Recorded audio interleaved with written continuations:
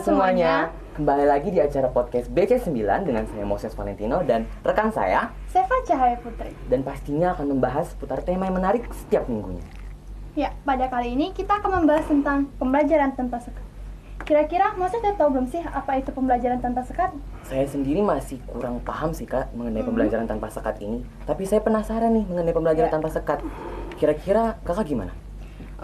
Kalau saya sendiri saya juga belum terlalu memahami tentang apa itu pembelajaran tanpa sekat.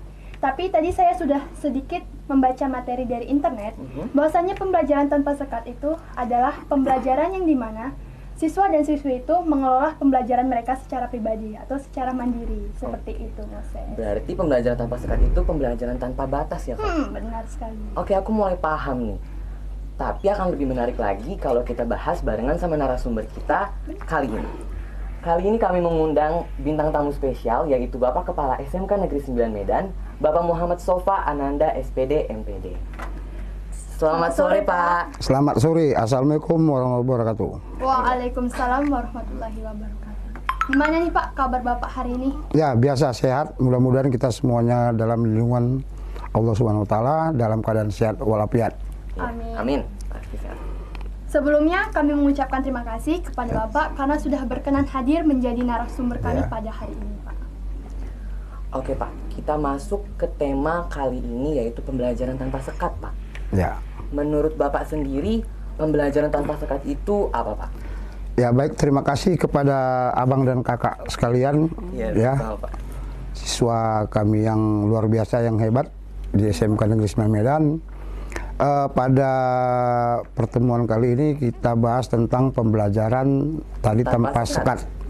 Ya, tanpa sekat berarti di situ bahwasanya akan ada pembelajaran yang memang memahami segala potensi siswa. Ya, segala potensi siswa peserta didik tanpa batas, tanpa memandang faktor ekonomi, khususnya anak-anak siswa-siswa yang memang kurang mampu. Itu yang pertama.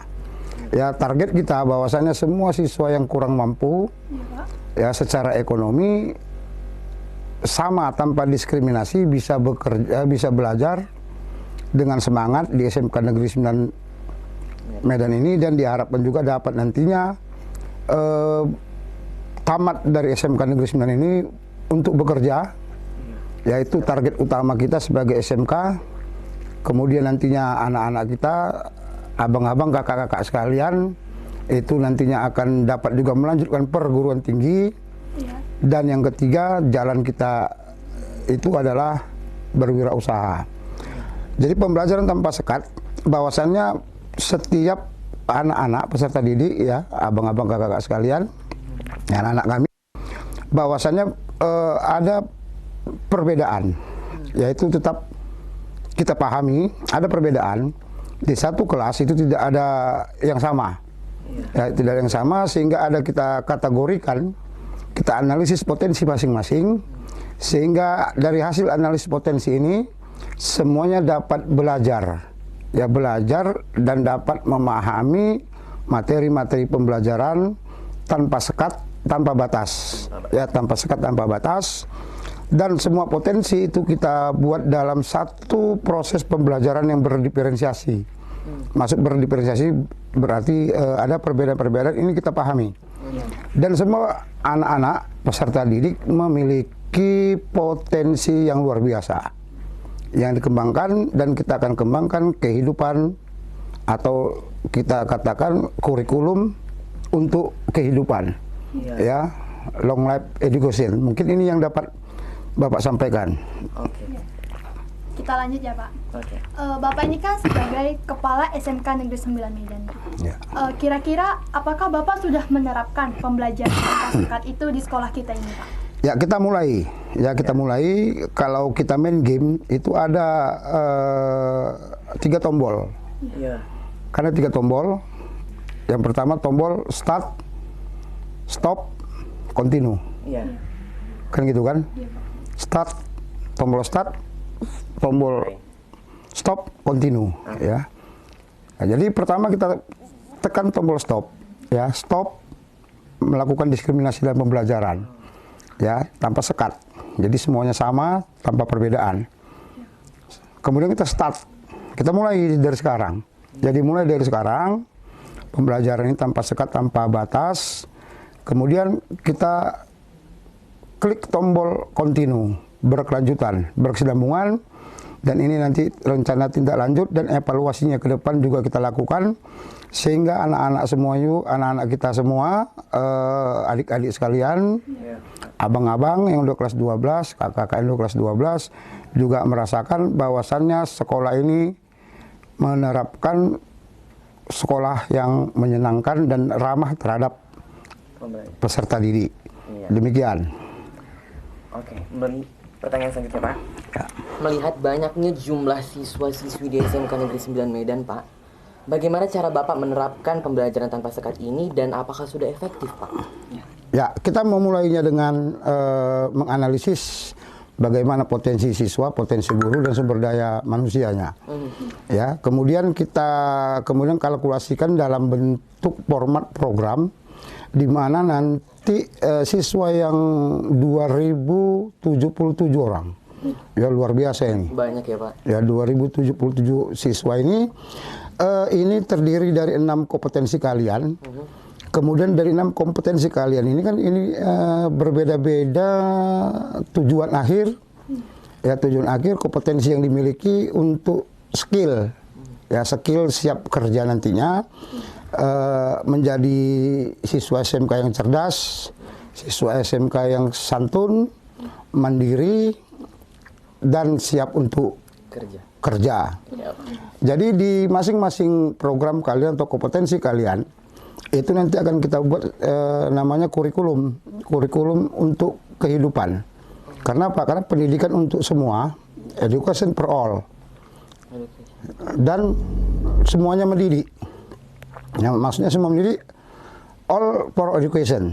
Nah, jadi pendidikan untuk semua dan semuanya mendidik.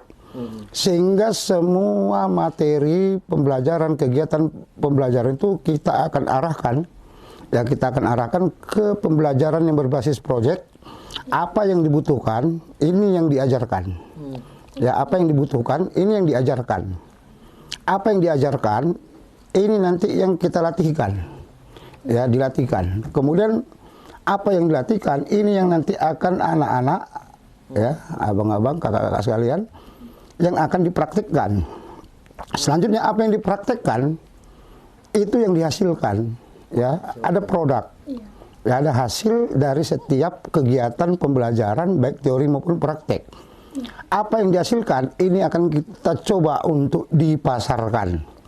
Ya, dengan program link and match dengan dunia usaha dan dunia industri, sehingga kita jalin kerjasama perkawinan, ya, massal, ya, dengan 6 program kalian, kompetensi kalian yang ada di SMK Negeri 9 ini dengan Dudi yang nantinya akan kita gandeng sebagai mitra agar nantinya anak-anak kami peserta didik di SMK Negeri 9 ini dapat diterima dan sesuai dengan kebutuhan dunia industri dan dunia kerja. Demikian.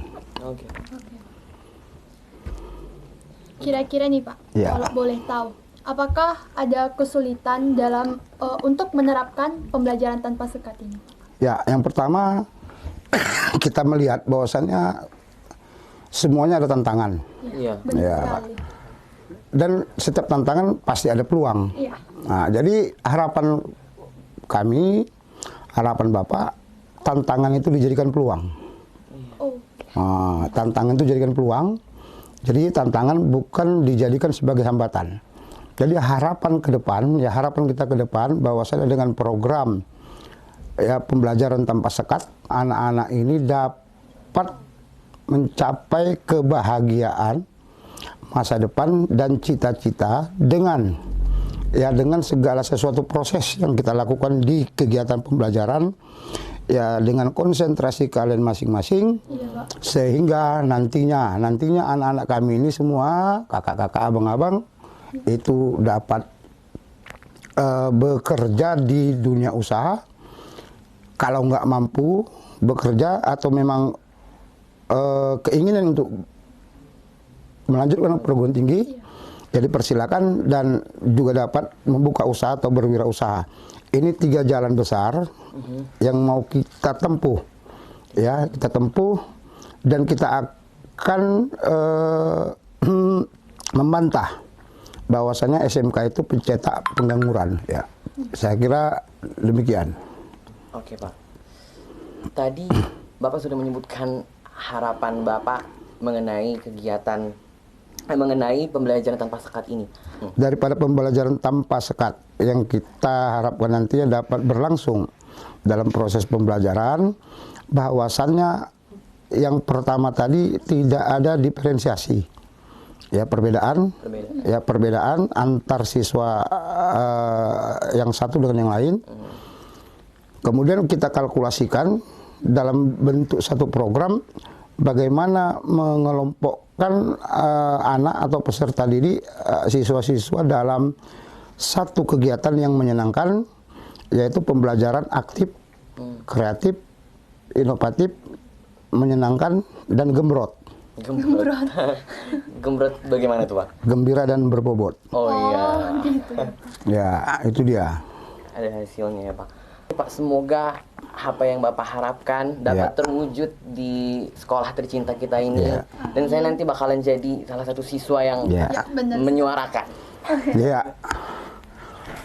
Ya, yang terakhir kita tetap berdoa. Ya, kepada Allah Subhanahu wa taala, Tuhan Yang Maha Esa. Semoga apa yang kita lakukan, apa yang kita laksanakan, usaha yang sudah kita lakukan, kita bisa berikhtiar kepada Allah Subhanahu wa taala. Tuhan Yang Maha Esa, semoga berjalan dengan lancar. Kita berdoa dan saling mendoakan. Ya, saling mendoakan sehingga nanti anak-anak semua, abang-abang, kakak-kakak dapat meraih cita-cita sesuai dengan harapannya masing-masing. Nah, begitulah tadi penjelasan dari narasumber kita kali ini. Dapat kita simpulkan bahwasanya pembelajaran tanpa sekat itu adalah pembelajaran yang memahami kemampuan siswa tanpa halangan dalam ekonomi, agama, budaya, dan lain-lain.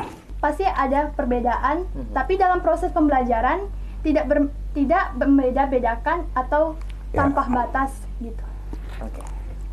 Sebelum kita menutup perjumpaan kita kali ini, saya ingin mengucapkan terima kasih kepada Bapak yang telah sama-sama. Terima kasih menyempatkan waktunya untuk datang ke podcast BC9. Baik pemirsa, sampai sini dulu perbincangan kita pada kesempatan kali ini mengenai pembelajaran tanpa sekat. Dan terima kasih juga kepada, sekali lagi kepada terima kasih juga kepada abang kakak sekalian. Bapak Muhammad Sofa Ananda SPD telah menyempatkan waktu dan meluangkan dan bisa datang ke sini. Memberi kami wejangan. Baik, terima kasih. Semoga perbincangan tadi dapat bermanfaat dan dapat diterapkan oleh seluruh siswa-siswi di luar sana, khususnya di SMK Negeri 9 Medan. Benar sekali. Kami dan tim yang bertugas pamit undur diri. Saya Moses Valentino. Saya Seva Cahaya Putri. Terima kasih dan dadah. Terima kasih. Terima kasih banyak Pak.